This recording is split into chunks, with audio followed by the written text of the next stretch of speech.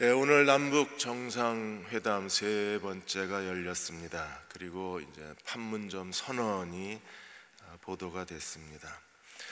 노무현 전 대통령께서 두 번째 남북 정상회담을 했을 때 그때 정상회담을 총괄했던 분이 바로 문재인 대통령이십니다. 그 당시에 비서실장이 돼서 저 남북 정상회담 전반적인 걸 다 진행을 하셨습니다.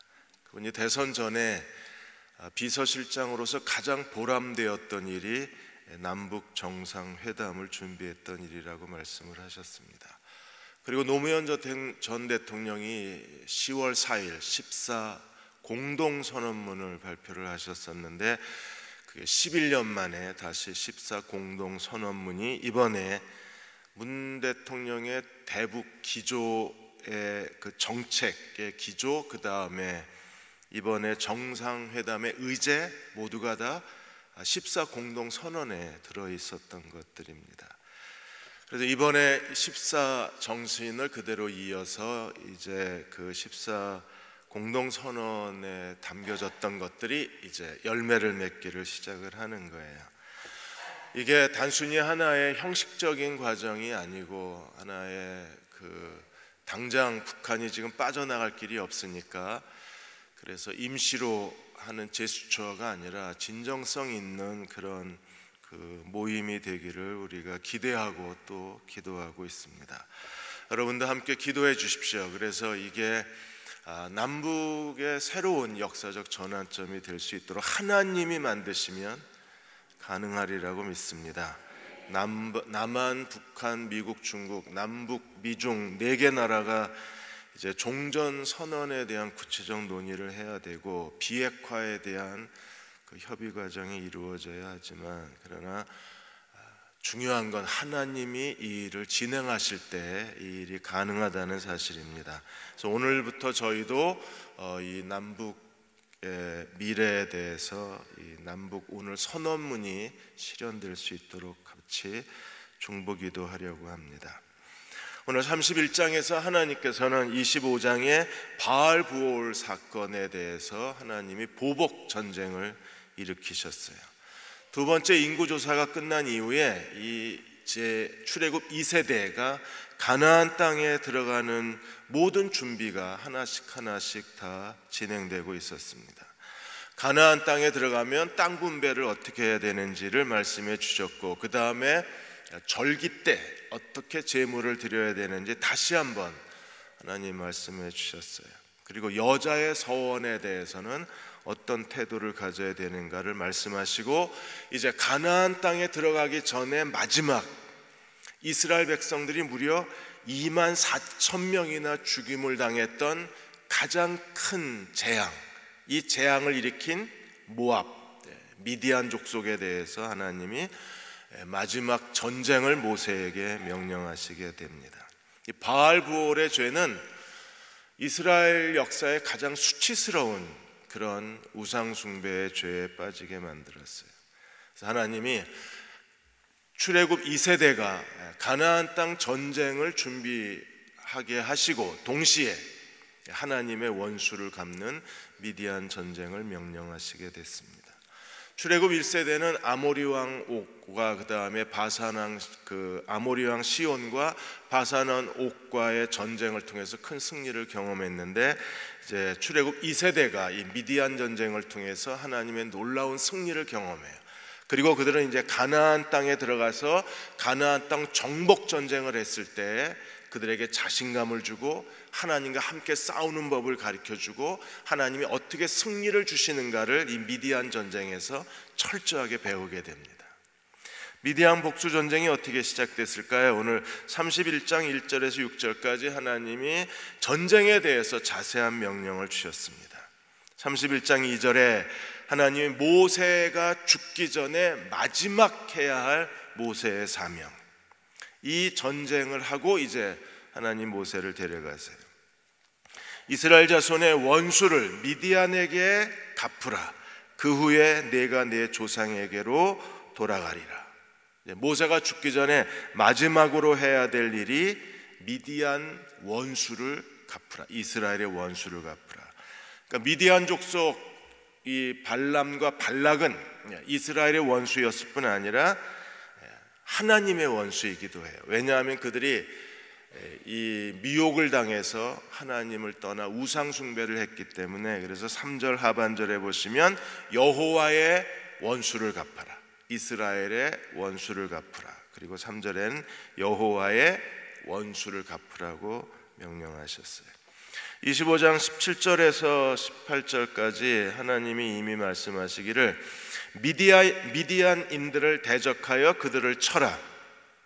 이는 그들이 속임수로 너희를 대적하되 부올의 일과 미디안 지휘관의 딸 곧 부올의 일로 연병이 일어난 날에 죽임을 당한 그들의 자매 고스비의 사건으로 너희를 유혹하였습니다. 그래서 유혹을 당하고 우상 숭배한 이 바알 부올의 사건에 대해서 하나님이 이미 명령하시기를 너희는 미디안 백성들을 대적하고 쳐라. 그 이유가 어디 있어요? 이스라엘의 원수를 갚고 그리고 여호와의 원수를 갚으라고 명령하셨습니다.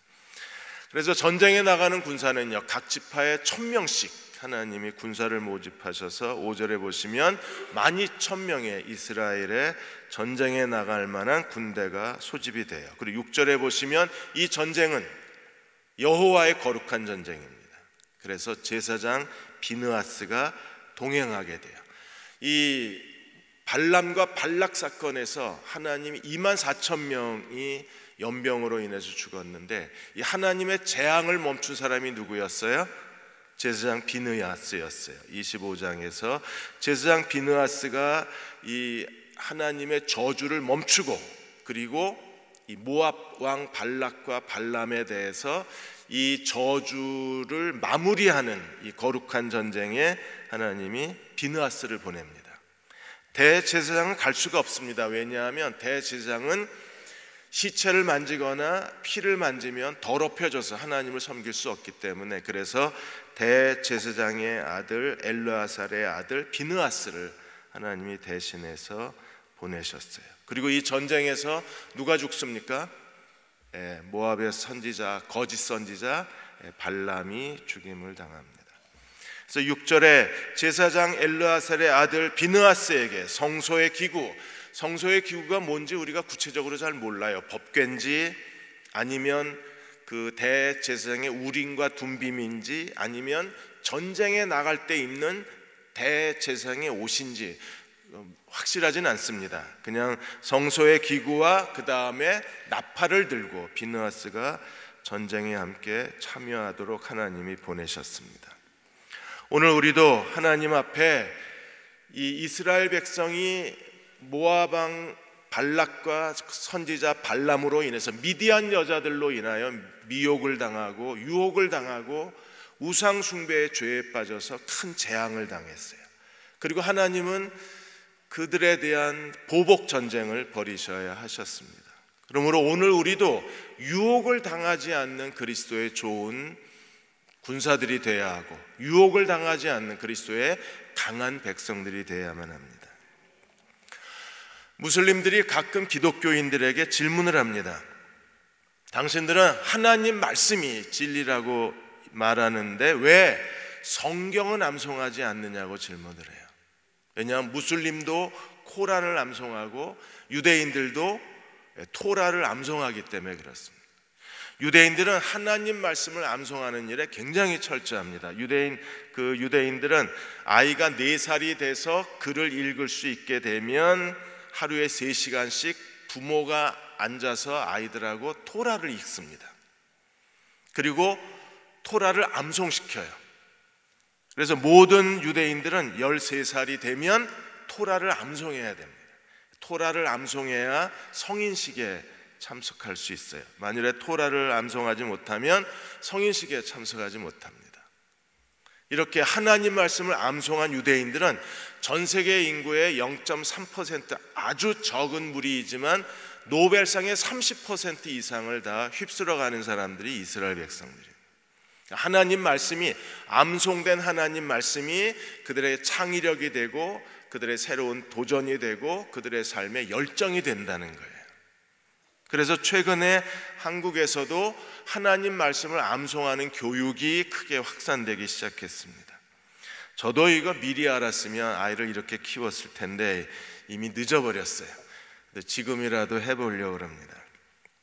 신명기 5장 6절에서 하나님 뭐라고 말씀하셨느냐 하면, 오늘 내가 내게 명하는 이 말씀을 너는 마음에 새기라고 말씀을 하셨어요.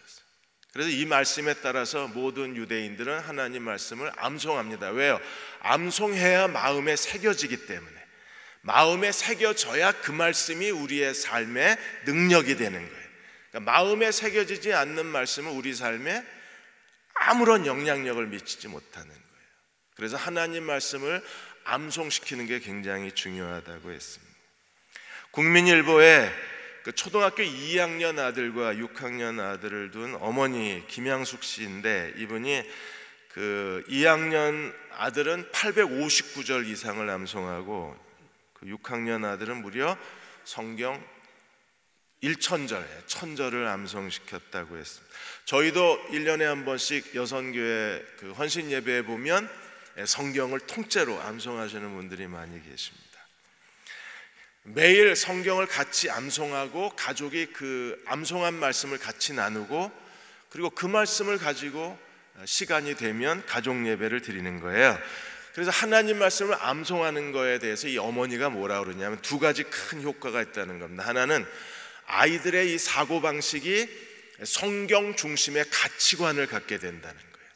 그러니까 부모가 잔소리할 필요가 없고 이래라 저래라 지시하는 게 아니라 그냥 성경만 암송했는데 아이들이 그 가치관과 사고방식이 성경 중심적 가치관, 성경적 세계관을 갖더라는 거예요.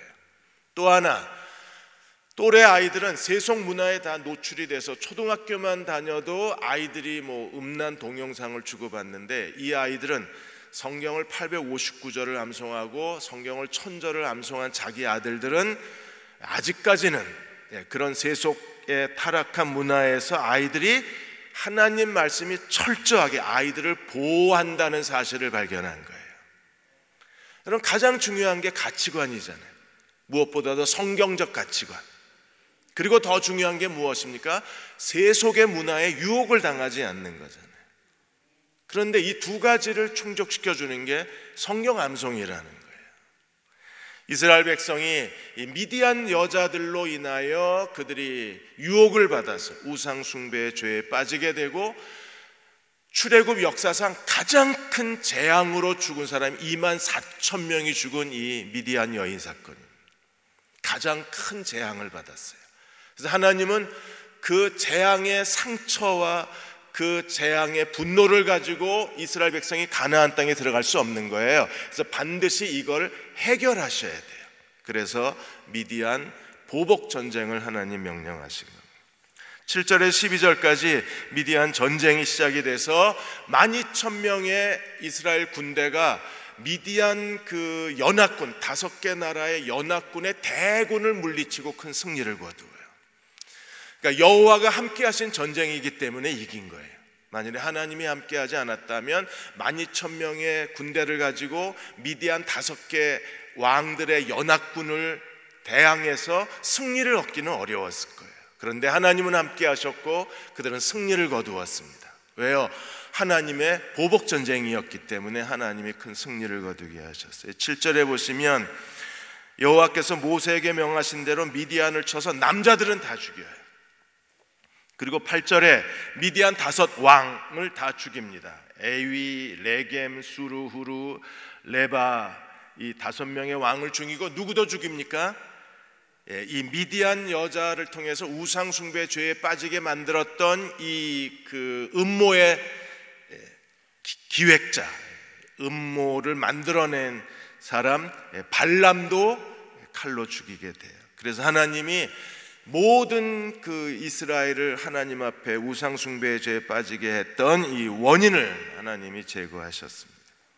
근데 하나님이 다 죽이지 않았어요. 9절에 보시면 이스라엘 자손이 미디안 부녀들, 아이들, 가축, 양떼, 재물을 다 탈취했습니다. 전리품으로 얻게 하셨어요. 여호와의 전쟁은 헤렘 전쟁입니다. 헤렘은요 다 진멸하는 거예요. 호흡이 있는 건 다 죽입니다. 그런데 미디안 전쟁은 왜 하나님이 다 죽이지 않았을까? 이건 헤렘 전쟁이 아니에요. 하나님께 바치는, 가나안 7족속은 하나님께 바쳐야 될 민족이기 때문에 헤렘이 선포되지만, 미디안은요 가나안 족속이 아닙니다. 이 미디안과의 전쟁은 하나님께서 이 바알 부올의 사건에 대한 보복 전쟁이기 때문에 진멸하지 않았어요. 그래서 남자만 다 죽였습니다. 그리고 부녀들과 아이들과 가축과 양떼와 재물은 다 탈취하게 하셨어요. 이걸 하나님께서 이 탈취물을 가지고 나누시는 장면이 이제 오늘 31장 후반부에 기록이 되는 겁니다. 하나님이 이 전쟁을 통해서 이스라엘 백성들에게 아주 커다란 축복을 얻게 하셨어요. 소유를 얻게 하셨어요. 그거는 이스라엘 백성들에게 굉장한 기대감을 줬을 겁니다. 가나안 7족속과의 가나안 정복 전쟁이 두려운 전쟁이 아니라 여호와가 함께 하셔서 이 전쟁을 승리로 이끄시기만 하면 가나안 7족속에게서 그들은 더 큰 전리품을 얻을 수 있는 거예요. 그래서 전쟁에, 여호와의 전쟁에 하나님이 함께 하실 때 승리를 가져오고, 이 승리에는 반드시 그들이 기대 이상의 노획물이 그들에게 선물로 주어지게 되는 거예요. 이걸 미리 경험하고 요단을 건너서 가나안 정복 전쟁을 하게 하시는 겁니다. 그러므로 이스라엘 백성들이, 출애굽 2세대의 이 백성들은 이 미디안과의 전쟁을 통해서 그들은요 실전 경험을 쌓았어요. 하나님과 함께 전쟁한다는 게 무엇인가를 알고, 하나님이 함께 전쟁했을 때 승리를 주실 뿐 아니라 그 결과엔 하나님이 우리에게 주시는 놀라운 전리품이 선물로 주어지게 되는 거예요. 그래서 그거를 몸으로 체험하게 하셨어요. 그래서 가축과 양떼와 재물을 다 탈취하고 10절에 그들이 거하는 성읍과 촌락을 다 불살라버리고, 그리고 11절에 탈취한 거, 노략한 거, 사람과 짐승을 다 가져다가 그들이 모세에게로 돌아왔습니다. 하나님은 어떤 분이신가요? 심는 대로 거두게 하시는 하나님이십니다. 이스라엘을 그렇게 괴롭히고 24,000명이 연병으로 죽게 만들고 하나님을 떠나서 우상 숭배의 죄에 빠지게 만들었던 이 미디안 여자들, 미디안 백성들이 결국에 그들이 심은 대로 그대로 거둘 수밖에 없었습니다. 원수 갚는 건 누가 하는 일입니까? 원수 갚는 건 하나님이 하시는 일이에요. 그래서 하나님의 주권이 바로 보복에, 원수에 대한 보복과 복수에 있습니다. 여러분 아마 기억하실 겁니다. 1991년 10월에 한 청년이 여의도 광장에서 훔친 차를 타고 광장에서 그 자전거를 타고 있는 아이들을 덮쳤어요. 그래서 2명의 아이들이 죽고 17명의 아이들이 크게 다쳤습니다. 이 사건을 일으킨 그 사람이 20살의 김용재라는 청년이었는데, 가난한 집에서 태어나서 정말 어렵게 살았는데 눈이 굉장히 안 좋아요. 그래서 심한 그 시력 저하증을 갖고 있습니다. 그래서 회사에 들어가면 며칠 일하다가 잘리는 거예요. 계속 눈이 좋지 않아서 계속 그 실수를 하니까, 그래서 계속 회사만 들어가면 잘려요. 너무 살기가 어려운 가운데에서 이 사회에 대한 저주, 사회에 대한 복수심이 생겨납니다. 그래서 어느 날 이 세상을 내가 복수하겠다고 결심을 하고, 그래서 차를 훔쳐서 여의도 광장에 가서 거기에 너무나 행복하게 뛰노는 아이들이 너무 싫었던 거예요. 그래서 그 아이들을 향해서 차를 몰았습니다. 그때 죽은 2명의 아이 중에 하나 아이가 이 죽은 그 손자였는데, 그 할머니가 김용재 재판에 계속 참석을 한 거예요. 근데 어느 날 그 일찍 와서 김용재 피고가 들어오는 걸 보니까 이 눈이 잘 안 보이니까, 안경도 없고 이제 떠든거리고 들어오는 걸 보고 이 할머니가 교도관에게 부탁을 해서 그 시력을 측정하게 하고, 그리고 시내 안경점에서 특수 안경을 맞춰다가 이 김용재 형제한테 준 거예요. 그래서 교도관이 묻습니다. 손주를 죽인 범인인데 뭐하러 이렇게 그 사람에게 친절을 베푸냐? 이미 사형 언도가 예상이 돼 있고 사형을 받을 텐데 그럴 필요 없다 그랬는데 이 할머니가 뭐라 그랬냐면 벌은 내가 주는 게 아니라 하나님이 주시는 거다. 벌은 하나님이 주시는 거지 내가 주는 게 아니다. 나는 그 사람이 몇 달을 더 살지 몇 년이 더 살지는 모르겠지만 그래도 살아있는 동안에는 세상의 아름다운 걸 보게 해주고 싶다. 재판을 받는데 뒤뚱거리고 나오는 모습이 보기가 싫다. 그래서 몇 년이 되든 며칠이 되든 그에게 아름다운 세상을 볼 수 있는 눈을 주고 싶다.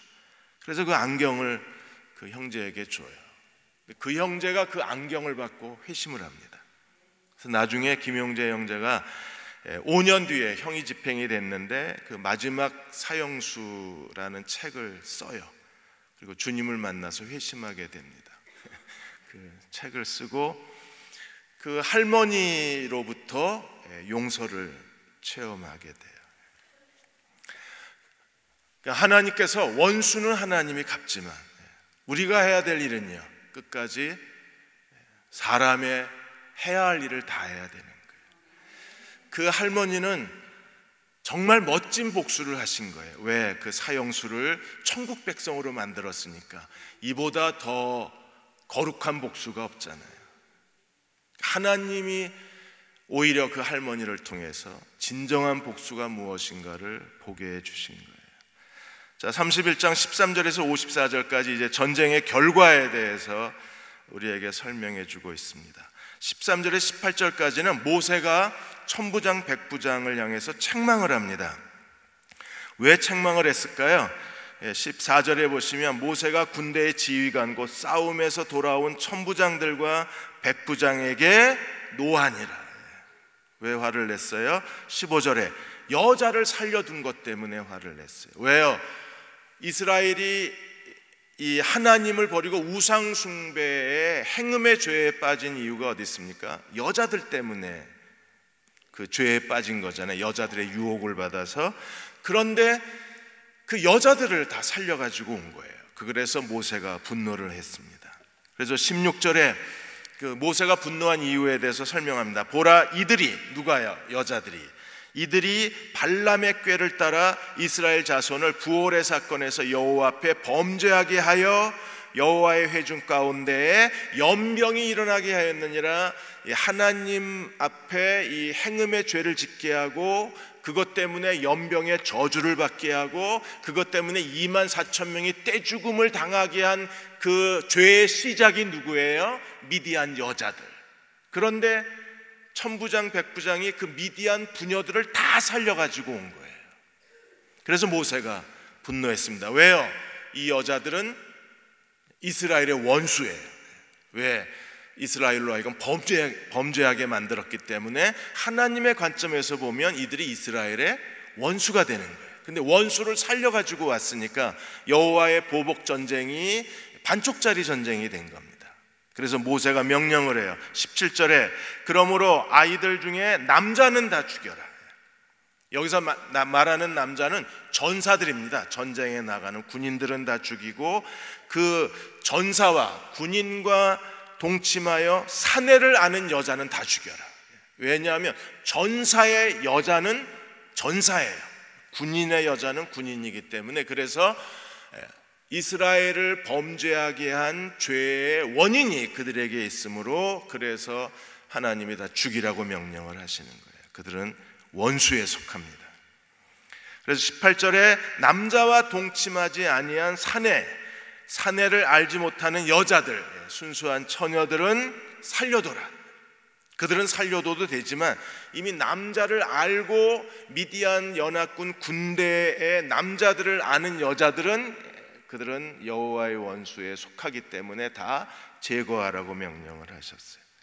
그래서 하나님의 전쟁이 완벽한 그 원수를 갚는 전쟁으로 만든 게 모세가 한 일이었습니다. 그 다음에 두 번째로 19절에서 24절까지 보시면 모세가 이 미디안과의 전쟁에서 적군을 죽인 사람들은 이미 시체를 만진 사람들이요 피를 본 사람들이기 때문에 그들이 승리하고 돌아온 이스라엘의 군대라고 할지라도 반드시 정결 예식을 치러야 돼요. 왜? 율법에 따라서 시체와 피를 만진 사람은 진 밖에 나가서 12,000명이 전부 진 밖에 나가서 일주일 동안 정결 예식을 치러야 했습니다. 19절에 그들에 대해서 이렇게 명령합니다. 너희는 일주일 동안 진영 밖에 주둔하라. 누구든지 살인자나 죽임을 당한 시체를 만진 자는 셋째 날과 일곱째 날에 몸을 깨끗하게 하고 너희의 포로도 깨끗하게 할 것이라. 그래서 잡아온 포로들하고 이스라엘 군대가 붉은 암송아지를 태운 물, 기억하시나요? 하나님이 정결의 물을 제조법을 알려주셨는데 그 붉은 암송아지 쇠를 탄 물을 가지고 3일째 되는 날 온몸을 씻고 7일째 되는 날 온몸을 씻음으로 그들이 정결해져서 이스라엘 진으로 돌아올 수 있었습니다. 노획물은 어떻게 했을까요? 노획물은 22절에 보시면 금이나 은이나 동이나 철이나 주석과 납 등 불 속에 들어가도 녹지 않을 것들은 불을 통과해서 정결하게 했어요. 그리고 옷은 어떻게 했을까요? 20절에 보시면 모든 의복과 가죽으로 만든 모든 것과 염소털로 만든 모든 것과 나무로 만든 모든 것은 다 물로 씻어서 깨끗하게 했습니다. 그래서 물로 정결하게 하거나 불로 정결하게 했어요. 그래서 23절에 불에 견딜 만한 모든 물건은 불에 지나가게 하라. 그리하면 깨끗하려니와 다만 정결하게 하는 물로 그것을 깨끗하게 할 것이며 불에 견디지 못할 모든 것은 물로 지나가게 하라. 그래서 반드시 전쟁에서 승리했지만 이스라엘 진영으로 들어오려면 사람이나 물건이나 가축이나 포로나 다 어떻게 해야 돼요? 정결 예식을 치르고 정결해진 다음에 들어올 수 있어요. 왜요? 하나님의 백성의 공동체는 거룩한 공동체이기 때문에 그렇습니다. 그리고 하나님은 오늘도 물과 불로써 우리를 정결하게 만드시는 하나님이십니다. 우리에게 시련과 어려움이 있는 것은 물로 정결해지고 불로 정결해지기 때문에 정결한 하나님의 백성이 되려면 이 물과 불을 통과해야만 돼요. 그래서 이사야 43장 1절 2절에 이렇게 말씀하셨어요. 야곱아 너를 창조하신 여호와께서 지금 말씀하시느니라. 이스라엘아 너를 지으신 이가 말씀하시느니라. 너는 두려워하지 말라. 내가 너를 구속하였고 내가 너를 지명하여 불렀나니 너는 내 것이라. 하나님이 여러분을 하나님의 것으로 지명하여 부르신 것을 믿으십니까? 내가 너를 구속하였다. 내가 너를 지명하여 불렀다. 너는 내 것이라 말씀하셨어요. 그러니까 하나님의 것은요, 하나님이 깨끗하신 것처럼 우리도 정결해야 됩니다. 그래서 어떻게 하시나요? 2절에 네가 물 가운데 지날 때에 내가 함께 할 것이라. 강을 건널 때에 물이 너를 침몰하지 못할 것이며 네가 불 가운데 지날 때에도 타지도 아니할 것이요 불꽃이 너를 사르지도 못하리라. 하나님이 때로 우리를 물 가운데 지나가게 하실 때가 있습니다. 불 가운데 통과하게 하실 때가 있습니다. 왜요? 하나님의 소유된 백성이기 때문에 하나님이 거룩하신 것처럼 우리도 말과 행실에 거룩한 자가 돼야 돼요. 우리를 거룩하게 하시기 위해서 하나님이 때로는 정결하게 하는 물로, 때로는 모든 불순물을 태우는 거룩한 불을 통과하게 하시는 거예요. 그런데 하나님의 은혜가 무엇입니까? 물을 통과해도 우리가 빠져 죽지는 않습니다. 왜? 하나님이 붙들고 계시기 때문에. 우리가 불 속을 지나가도 타 죽지는 않습니다. 하나님이 우리와 함께 하시기 때문입니다. 반드시 물과 불을 통과해야만 정결한 백성이 될 수 있습니다. 세 번째, 24절 47절까지 이제 전리품을 어마어마하게 그들이 탈취해서 가져왔는데 전리품 분배의 원칙과 순서에 대해서 설명을 했어요. 이 전리품 분배의 오늘 31장의 원칙이 이스라엘 역사 가운데 그들이 여호수아가 가나안 땅에서도 이 같은 똑같은 방법으로 나누었고 나중에 다윗이 전쟁에서 이겼을 때마다 오늘 31장 이 원칙에 따라서 전리품을 분배를 했어요. 그래서 오늘 이 말씀이 하나님의 전리품 분배의 표준이 됩니다. 기본적인 KS 마크가 돼요. 이 방법대로 이스라엘 역사가 모든 하나님이 주시는 전리품을 나눴습니다. 첫째, 26절에 보시면 그들이 제일 먼저 한 일이 뭔가요? 그들이 사로잡은 사람과 짐승을 다 숫자를 세었어요. 나눠 가지려면 당연히 세야죠. 그래서 숫자를 다 세었습니다. 두 번째, 둘로 나누었습니다. 그래서 절반은 군인들이 가져가고 절반은 전쟁에 참가하지 않는 백성들이 나눠 가졌어요. 그래서 50% 5대 5로 나누어서 절반은 군인이, 절반은 백성들이 가졌습니다. 그 다음에 세 번째, 전쟁에 참여한 사람들이 50%를 가져갔는데 이 전쟁에 참여한 군인들이 가져간 50% 절반의 그 탈취물의 500분의 1을 대제사장에게 주었어요. 하나님의 성전에 바쳤어요. 그 다음에 이제 백성들이 절반을 가졌잖아요. 네 번째로 백성들이 받은 절반의 그 50분의 1을 그 절반의 50분의 1을 레위 사람들, 하나님의 성전에서 봉사하는 레위 사람들에게 줬어요. 왜냐하면 제사장이나 레위 사람은 전쟁에 참가하지 못하잖아요. 그리고 백성들의 숫자에 들어가지 않아요. 그래서 특별히 그들이 군인 50%에서 500분의 1이 대제사장과 제사장, 그 다음에 백성들의 50% 절반에서 50분의 1이 레위 족속에게 하나님이 나누어 주게 하셨습니다. 이렇게 해서 32절에서 47절까지 이 원칙에 따라서 나눈 그 숫자를 기록하고 있는데 똑같은 말을 두 번 반복했어요. 왜? 이 나누는 것도 하나님이 공평하신 것처럼 모든 백성이 다 공평하게 가져야 돼. 하나님이 승리로 주신 것은요, 그 공로에 따라서 공평하게 분배가 돼야 돼요.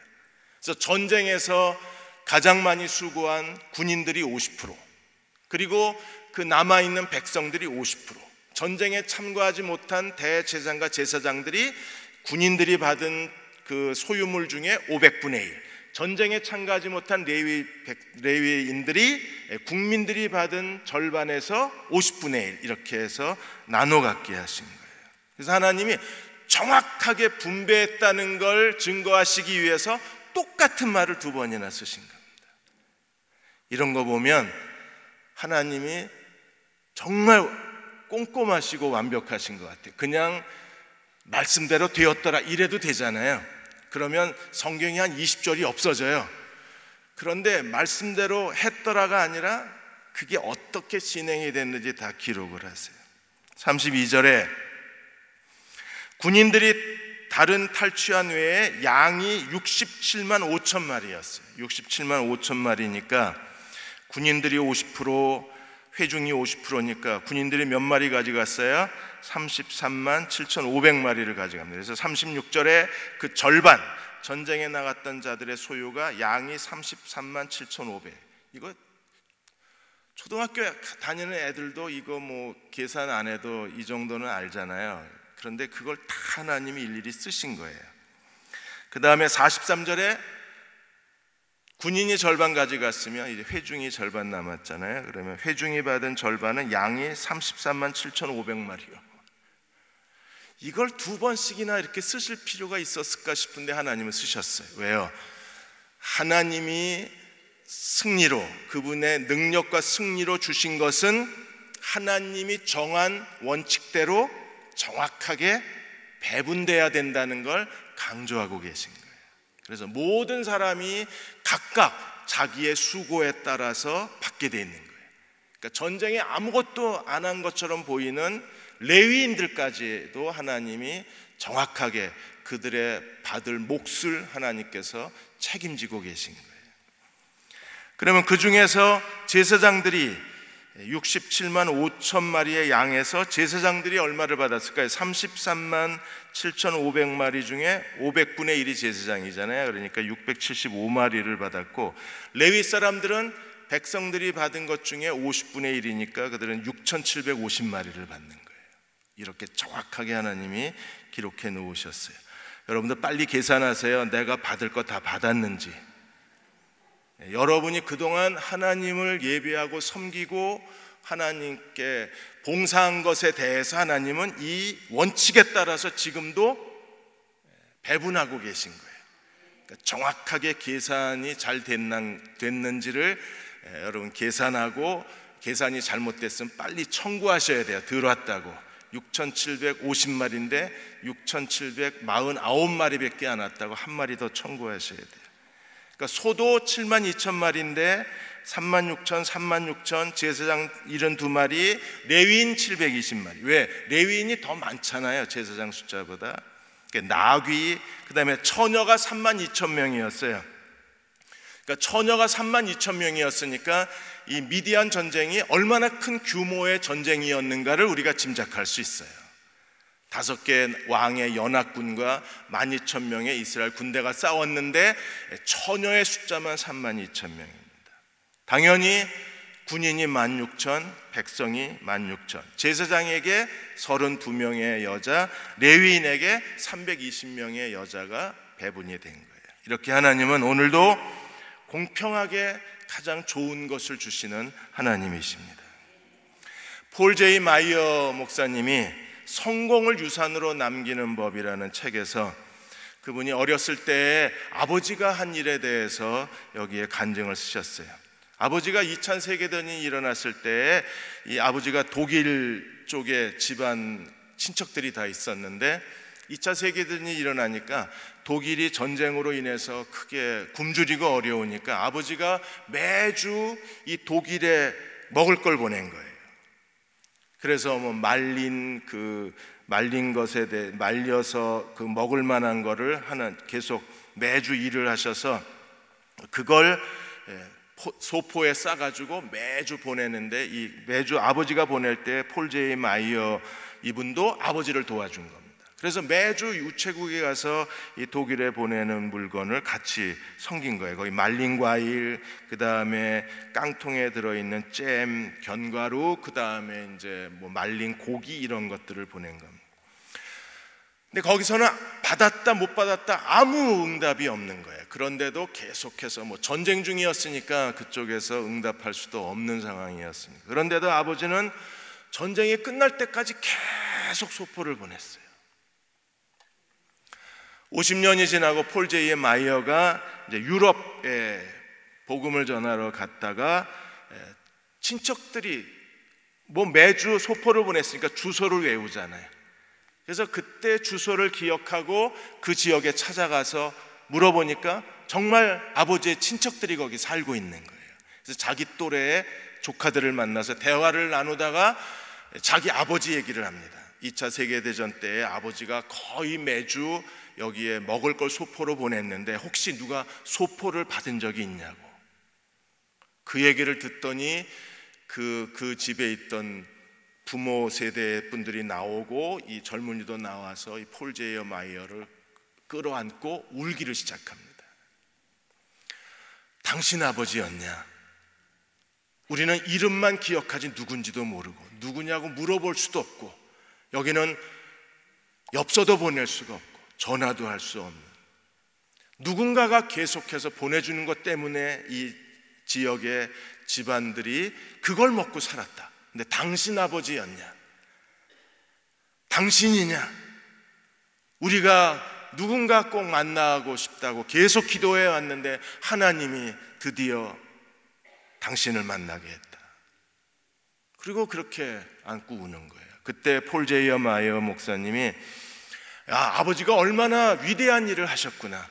그 응답이 없어서 중간에 포기할 만한데도 계속 누군가가 그걸 필요로 할 거라고 그렇게 생각하시고 끈질기게 모든 성실함을 다해서 소포를 보내었는데 그게 이런 결과를 가져올 줄은 몰랐던 거예요. 그러면서 폴 제이 마이어 목사님이 하나님은 우리에게 여전히 더 좋은 것을 주시는 하나님이시다. 우리가 하나님께 감사하다고 인사 안 하고 하나님이 보내주신 것을 알아차리지도 못하고 하나님이 주셨다는 걸 기억하지 못해도 하나님은 여전히 우리에게 가장 좋은 것을 주시는 하나님이시다. 무엇보다도 가장 영광스러운 것은 죄인이었던 우리를 구원하셔서 하나님의 거룩한 백성이 되게 하시고 하나님의 제사장이 되게 하여 주시고 하나님의 소유된 백성으로 삼아 주신 것, 그것을 우리가 얼마나 기억하고 감사하는가.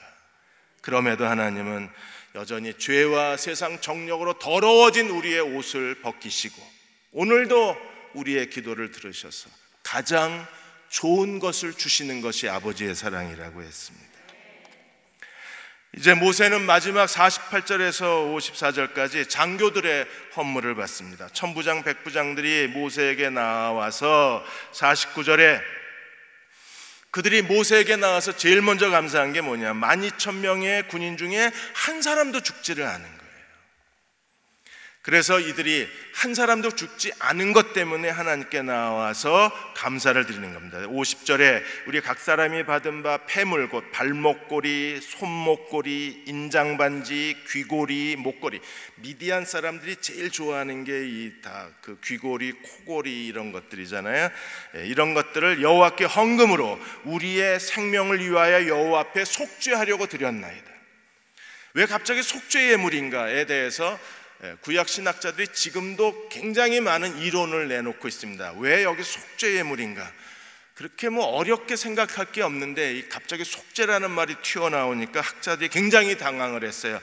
그래서 여기서 말하는 속죄가 무슨 뜻이냐, 그들이 무슨 죄를 속할 일이 있냐, 그래서 온갖 추측이 나와요. 몇 명이 죽었나 확인하려면 군인을 쉬어야 되잖아요. 그래서 군대를 숫자를 셌기 때문에 이 사람 숫자를 세는 게 여호와께 죄를 짓는 거다. 그래서 그거에 대해서 속죄했다. 그건 당연히 쉬어야죠. 군대가 끝났는데 가기 전에 1,000명씩 해서 12,000명이 군대 나갔다가 돌아왔으면 다 돌아왔는지 세는 건 의무 아니에요? 그게 다윗이 인구조사에서 범죄한 거하고 군대 전쟁에 나갔다 돌아와서 쉬는 거하고 다르잖아요. 여러분도 어디 놀러 갔다 차에 타면 쉬잖아요. 다 왔는지. 그럼 우리 다 범죄한 사람이에요? 속죄 제물을 바쳐야 되나요? 그건 아닙니다.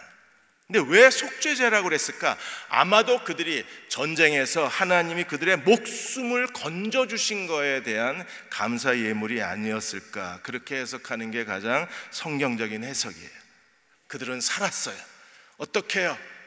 그건 살 수 없는 전쟁입니다. 미디안 5개 연합군과 싸운 것은 죽은 목숨이었는데 하나님이 그들의 목숨을 지켜주신 것에 대한 진정한 감사를 하나님께 드린 거예요.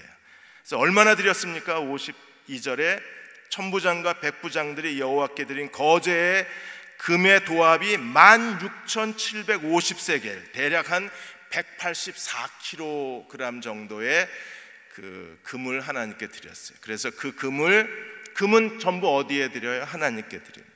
금은 어디에 써요? 하나님의 성막을 보수하거나 성막의 기구를 만들 때 쓰는 게 금이잖아요. 그래서 그들이 바친 금을 가지고 하나님의 성막을 돌보게 했습니다. 이 군대의 지휘관들은요 정말 감사했던 거예요. 그 첫 번째 전쟁에서 얼마나 두려웠겠습니까? 그런데 하나님이 함께 하셔서 그들에게 놀라운 승리를 주셨을 뿐 아니라 어마어마한 전쟁의 전리품까지 하나님이 선물로 주신 거예요. 그 하나님께 마땅히 그들은 가장 좋은 것으로 하나님이 함께 하신 하나님, 승리를 주신 하나님께 감사할 수밖에 없죠. 그리고 그걸 드림으로 하나님을 예배하게 된 겁니다. 그리고 그들은 이 전쟁의 승리를 가지고 요단강을 건너서 가나안 땅에 들어가서 7년 동안 가나안 7부족과 싸워서 큰 승리를 거두게 된 거예요. 사랑하는 여러분, 오늘 우리도 이 군대의 지휘관들처럼 하나님이 주신 것을 하나님께 드리며 감사하는 마음을 가질 때 하나님은 우리에게 더 큰 것을 허락해 주시는 하나님이십니다. 인도의 중남부 지역에 날라마람이라는 지역이 있습니다. 맨 아래쪽에 이 지역에 거기 선교사님이 경험했던 이야기가 이제 여러 책에 소개가 됐는데, 어느 날 이 선교사님이 예배를 인도하시는데 예배 때마다 똑같은 옷을 입고 똑같은 자리에 예배를 드리는데 너무나 지저분한 옷을 입고 한 여자가 예배를 드리는 거예요. 그래서 몇 주를 지켜봤는데 그 지저분한 옷을 입고 그 자리에서 눈물로 예배를 드리는 여자 자매가 있었어요.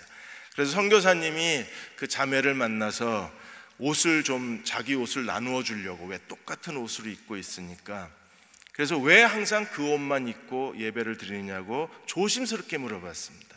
그러자 그 자매가 대답하기를 내가 가지고 있는 옷 중에서 제일 좋은 옷을 입고 오는 거래요. 혹시 옷이 필요하면 옷을 내가 주고 싶다고 얘기를 했더니 그럴 필요 없다고 얘기를 하는 거예요. 그래서 왜 그러냐 그랬더니 자기가 예수 믿기 전에는 굉장한 부자 집의 여자였대요. 보석도 많고 옷도 많고 재산도 많고 큰 집도 가지고 있었고, 그리고 예수 그리스도를 믿고 구원받은 다음에 그리스도를 믿는다는 이유 때문에 가족들이 자기의 재산을 다 빼앗아 버린 거예요. 옷도 빼앗고 집도 빼앗고 땅도 빼앗고 재산을 다 빼앗아 버린 겁니다. 그리고 가족들이 말하기를 예수만 포기하면 도로 다 돌려주겠다. 근데 자기는 예수님을 포기하고 싶은 생각이 없다는 거예요. 그리고 선교사에게 뭐라 그랬냐면, 나는 가난해도 행복합니다. 내가 사랑하는 예수님과 함께 살 수만 있다면, 예수님을 예배할 수만 있다면, 오늘 예수님 안에 있을 수만 있다면, 나는 부자가 되어서 불신자로 사는 것보다 가난해도 이렇게 그리스도인으로 사는 게 내게는 너무 행복한 일입니다. 가족들이 계속 반대해서 취직도 못하고, 가족들이 지켜보고 있기 때문에 이웃들이 도와주지도 못하는 거예요.